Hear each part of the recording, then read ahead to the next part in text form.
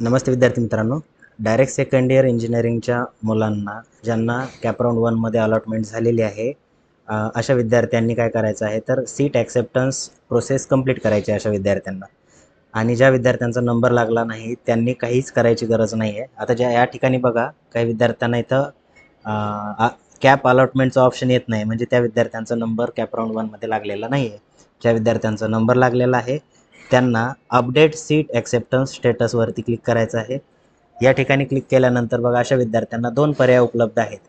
जर कॅपराऊंड 1मध्ये लागलेल्या कॉलेजमध्ये जर तुम्हाला ॲडमिशन घ्यायचं असेल तर तुम्हाला फ्रीज हे ऑप्शन चूज करायचं आहे. आणि जर ते ऑप्शन सेव्ह ठेवून दुसरा राऊंड अटेम्प्ट करायचा असेल तर त्यांनी नॉट फ्रीज करायचं आहे, म्हणजेच बेटरमेंटचं. पुढे मी सांगेलच. ठीक आहे. तर सगळ्यात अगोदर इथे क्लिक करायचं आहे. याच्या अगोदर बघा, ज्या विद्यार्थ्यांचा नंबर लागला नाही त्या विद्यार्थ्यांसाठी एक महत्त्वाची सूचना अशी आहे की अशा विद्यार्थ्यांनी कॅपराऊंड 2चे ऑप्शन फॉर्म हे खूप केअरफुली भरायचे आहेत. वॅकन्सी रिपोर्ट आल्याशिवाय कोणीही ऑप्शन फॉर्म भरायचा नाही आहे. वॅकन्सी रिपोर्ट आल्यावर आणि कॅपराऊंड 1चा कटअप काय लागलेला आहे या दोन्हीचं ऑब्झर्वेशन करून तुमच्या कॅटेगरीनुसार तुम्हाला कॅपराऊंड 2चा ऑप्शन फॉर्म भरायचा आहे. अदरवाईज तुमचा कोणत्याही कॉलेजला नंबर लागणार नाही. ठीक आहे. बघा, जवळपास 90% सीट ज्या आहेत चांगल्या कॉलेजेसच्या, तर 95% 100% म्हटलं तरी चालेल, चांगल्या कॉलेजेसच्या 90% सीट ह्या ऑलरेडी कॅपराऊंड 1मध्ये भरलेल्या आहेत. ऑलरेडी तुमच्या 10% सीट डायरेक्ट सेकंड इयरला असतात, है ना. तर तुम्ही काय करायचं, प्रॉपर रिसर्च करून तुम्ही हा जो तुमचा ऑप्शन फॉर्म आहे तो व्यवस्थित भरायचा आहे. जर तुम्हाला समजत नसेल, जमत नसेल, तर आम्ही ने कन्सल्टन्सी घेऊन आलेलो आहे. म्हणजे कन्सल्टन्सीची टीम आहे, ती तुम्हाला हेल्प करायला तयार आहे. ठीक आहे. त्याच्यासाठी चार्जेस आहेत ₹5,000 पर कॅन्डिडेट, है ना. तर त्यानं चान्सेस वाढतील तुमचे की तुमचा कॉलेजला नंबर लागायचे. ठीक आहे. तर आता बघूया आपण सीट ॲक्सेप्टन्स प्रोसेस कशी करायची ती. यासाठी काय करायचं आहे, तुम्हाला फर्स्ट लिंकवरती आपण क्लिक केल्यानंतर सगळ्यात अगोदर तुम्हाला काय करायचं आहे, तर व्हेरीफाय करायचं आहे तुमचे जे हे आता व्हेरीफाय कॅटेगरी OBC आहे, करेक्ट. त्याच्यानंतर 10वीला मार्क बघायचे आहेत, 96 आहेत आउट ऑफ 100. ओके. त्यानंतर SSC सायन्सचे मार्क 96 आहेत आउट ऑफ 100. SSC इंग्लिशचे मार्क आहे 91. त्याच्यानंतर SSCचं टोटल ॲग्रिगेट आहे 95.80. डिप्लोमाचा ॲग्रिगेट आहे 85%. आणि कॅन्डिडेट जेंडर जे आहे, जेंडर स्टुडंट ही मुलगी आहे त्याच्यामुळे फिमेल आहे. ओके. या ठिकाणी बऱ्याच वेळेस काय होतं, तर मुलांकडनं मेलचं फिमेल होऊन जातं. ठीक आहे. जर फिमेलमध्ये तुमचं नाव आलेलं असेल, तुम्ही जर येस केलं तर तुमचा फॉर्म ॲडमिशन झाल्यानंतर तुमची ॲडमिशन कॅन्सल होऊ शकते किंवा at the time of admission, है ना. त्यामुळे जर या ठिकाणी चुकून तुमचं मेलचं फिमेल झालं असेल तर तुम्ही या ठिकाणी नॉट करेक्टवरती क्लिक करायचं, है ना. आणि हे प्रोसेस जी आहे पुढची व्हेरीफाय करून प्रोसीड टू नेक्स्ट करायचं. म्हणजे काय होईल, तर तुमचा कॅपराऊंड 1मध्ये लागलेलं अलॉटमेंट जी आहे ती कॅन्सल होईल आणि तुम्ही कॅपराऊंड 2साठी इलिजिबल असाल. ठीक आहे. आणि जर सगळ्या गोष्टी क्लिअर असतील तर तुम्ही या ठिकाणी करेक्टवरती क्लिक करायचं आहे. जर याच्यापैकी काही तुमचं म्हणजे करेक्ट नसेल तरची गोष्ट आहे, नसेल तर इथल्या इथंच तुम्ही करेक्ट करू शकता. एक चान्स तुम्हाला आणखी मिळेल कॅपराऊंड 2साठी. ओके. बघा, पुढे काय करायचं आहे, तर या ठिकाणी लिस्ट जी आहे ती व्ह्यू डॉक्युमेंटवरती क्लिक करायचं आहे. 10वीची मार्कशीट व्ह्यूवरती क्लिक केलं की तुमच्यासमोर 10वीची मार्कशीट ओपन होईल, डिप्लोमाची मार्कशीट ओपन होईल. हे सगळे जे आहेत ते डॉक्युमेंट 1 बाय 1 चेक करायचे आहेत आणि करेक्ट असतील तर व्हेरीफायवरती क्लिक करायचं आपल्याला, है ना. पण तुम्ही प्रॉपर चेक करून घ्या. या ठिकाणी यूट्यूब पॉलिसीमुळे मी या ठिकाणी डॉक्युमेंट कोणतेही ओपन करत नाही आहे, है ना. ठीक आहे. तर सगळे डॉक्युमेंट क्लिअर केल्यानंतर तुम्हाला काय करायचं आहे, प्रोसीड टू नेक्स्टवरती क्लिक करायचं आहे. ओकेवरती क्लिक करा.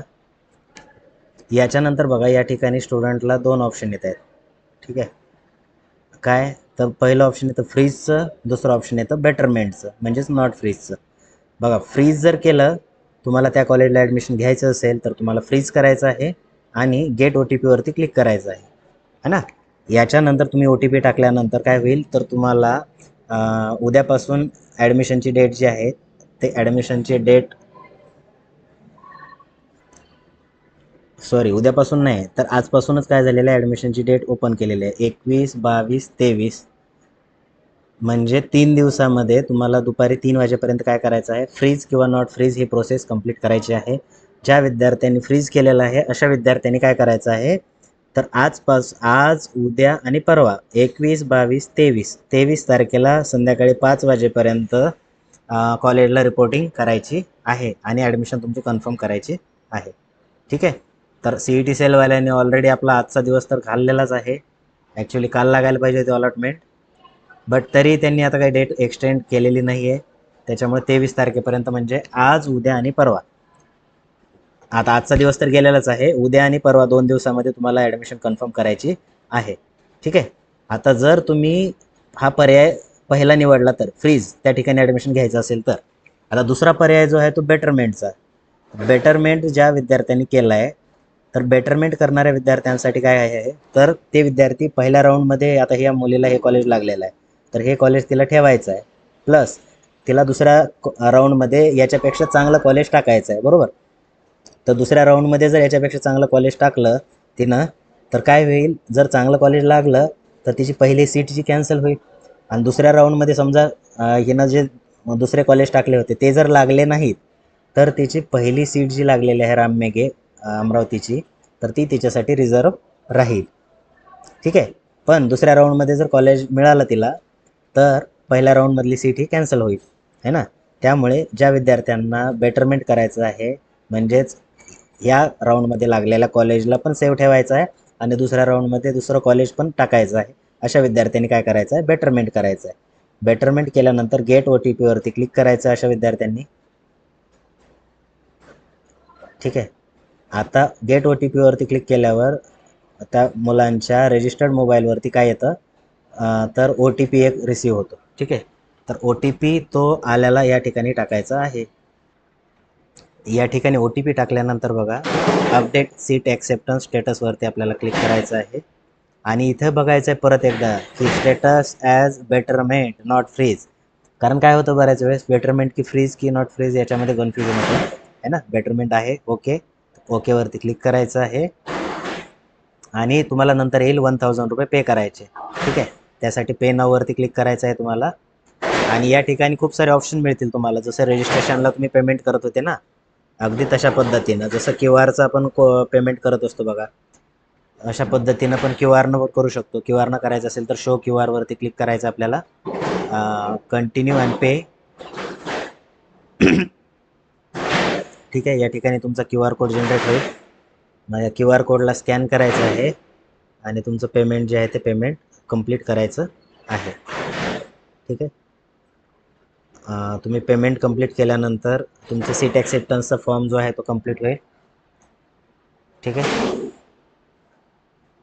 या ठिकाणी अशा प्रकारे याचं पेमेंट जे आहे ते आपण कंप्लीट केलेलं आहे. ओके. तर पेमेंट कंप्लीट केल्यानंतर डायरेक्टली तुम्हाला सीट ॲक्सेप्टन्सची प्रिंट येईल. ती प्रिंट तुम्ही काढून ठेवायची आहे, है ना. ओके. तर याची प्रिंट काढून घ्या. फक्त डाउनलोड करून ठेवा फक्त तुमच्या इन्फॉर्मेशनसाठी फक्त, है ना.